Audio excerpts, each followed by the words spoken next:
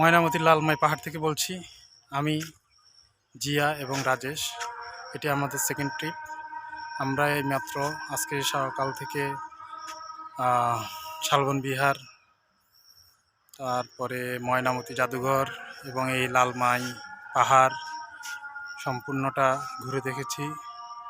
সাথে আরও একটি বিশেষ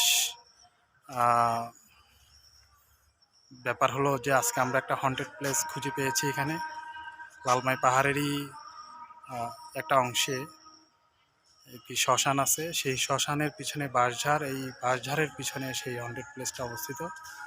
তো আমরা বেশ কিছু অতি প্রাকৃতিক অবস্থা আজকে পর্যবেক্ষণ করেছি।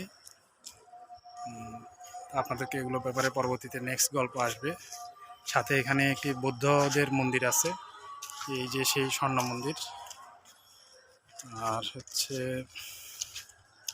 আমরা এখন আবার নামাজের সময় হয়ে যাচ্ছে, যার ফলে আমরা এখন বার্ডসের দিকে চলে যাব। কুমিল্লা বার্ডস, অর্থাৎ কুমিল্লা পল্লী বিদ্যুৎ উন্নয়ন কর্তৃপক্ষ, তাদের একটি বাগান এবং প্লেগ্রাউন্ড আছে।